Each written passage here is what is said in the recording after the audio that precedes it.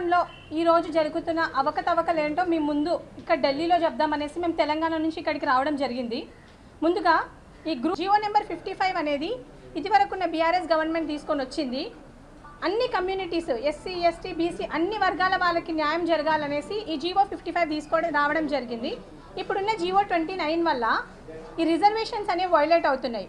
Current Congress government ఏదైతే రేవంత్ రెడ్డి గారు ఉన్నారో వాళ్ళు తీసుకొచ్చిన జీవో నెంబర్ 29 దీనివల్ల కంపార్ట్మెంటల్ రిజర్వేషన్స్ అనేవి వైలేట్ అవుతున్నాయి.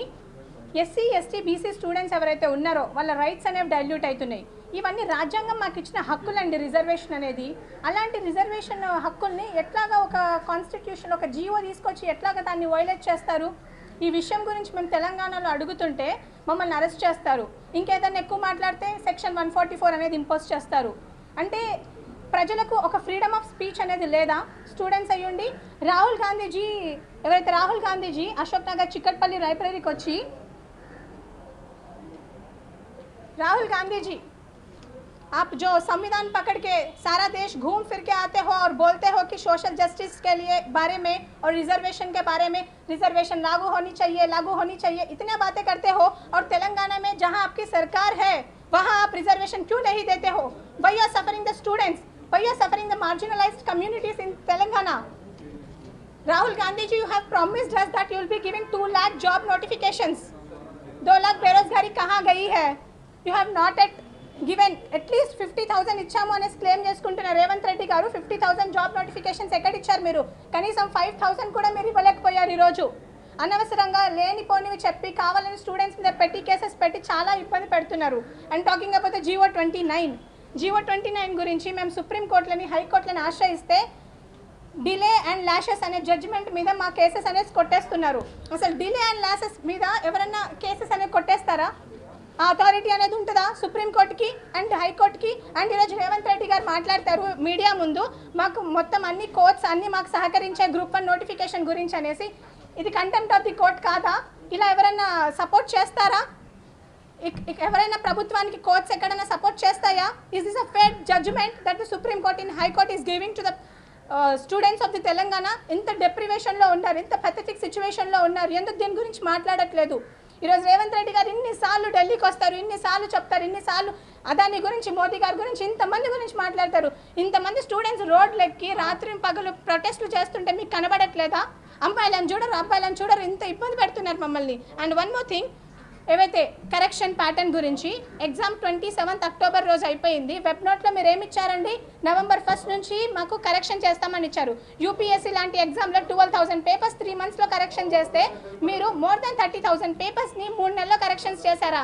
ఎవరి బెనిఫిట్ కోసం ఈ జీవో తీసుకొని వచ్చారు? Are you benefiting only the higher caste students out here? You are not benefiting the marginalized communities. ఈరోజు 10 నెలలైంది కోట్ల చుట్టూ అనేసి అక్కడని ఇక్కడని తిరుగుతున్నాము. Why you are silent on this? ఈరోజు మహారాష్ట్ర ఎలక్షన్స్ వాళ్ళకి తెలుసు, ఢిల్లీ వాళ్ళకి తెలుసు, మీకు తెలియట్లేదా స్టూడెంట్స్ ఇబ్బందులు ఏంటనేది? మేము రావాలా? ఈరోజు మేము ఆర్టీఐ దగ్గరికి వెళ్ళి అడుక్కోవాలా ఎవరెవరు కరెక్షన్ చేశారు ఏంటి అనేది? వాట్ అబౌట్ ద కరెక్షన్ అండి? రేవంత్ రెడ్డి గారు ఈ నోటిఫికేషన్స్కి మేము అగెనెస్ట్ కాదు, మాకు జాబులు కావాలి. 10 to 12 years అయ్యిందండి. 12 years నుంచి we are waiting for our jobs. మాకు ఈరోజు జాబ్లు ఇచ్చి ఇంత ఫేర్గా అన్జస్ట్గా అసలు ఫేర్ అండ్ అసలు జస్ట్ మేనర్లో అసలు ఈ గ్రూప్ 1 ఎగ్జామినేషన్ అనేది కండక్ట్ అవ్వట్లేదు. టీజీపీఎస్సీ అనే ఒక బాడీ ఈ ఎగ్జామ్ని ఫేర్ అండ్ జస్ట్ మేనర్లో కండక్ట్ చేయాలనేదే మా demand. And one more thing, and ఎవరైతే ఈ కరెక్షన్ గురించి మాట్లాడుకుంటే ఈరోజు తెలుగు మీడియం వాళ్ళు students, don't you think that 10 years నుంచి తెలుగు మీడియం వాళ్ళ స్టూడెంట్స్ అసలు వాళ్ళు సరిగా చదవలేరా? లేకపోతే వాళ్ళకు నిజంగా రాదా చదవడం? తెలుగు అనేది బయాస్డా? ఇక్కడ మన తెలంగాణలో తెలుగు అనేది బయాస్డా? రేవంత్ రెడ్డి గారు మన తెలంగాణలో మీరు అంటారు కదా తెలుగు మీడియం వాళ్ళకి ప్రాముఖ్యత ఇవ్వాలి, ప్రామాణ్యత బుక్స్ ఇవ్వాలి, అది ఇది అని మాట్లాడతారు కదా. ఈరోజు టాప్ 500లో తెలుగు మీడియం వాళ్ళు ఒక్కరు కూడా లేరు. అండ్ టాప్ 1000లో చూసుకుంటే తెలుగు మీడియం వాళ్ళు కనీసం కనబడట్లేదు. What is this? Is this a fair correction that you have done in the examination of group 1? Yeah, and one more thing, Telugu medium వాళ్ళు ఈరోజు తెలంగాణలో ఆల్రెడీ అన్రెస్ట్ అనేది ఇదంతా జరుగుతూనే ఉంది. దాదాపుగా 10 నెలల నుంచి ద సేమ్ థింగ్ తెలుగులో ఇక్కడ తెలంగాణలో మీరు ఆల్రెడీ చూస్తున్నారు ఏం జరుగుతుందో.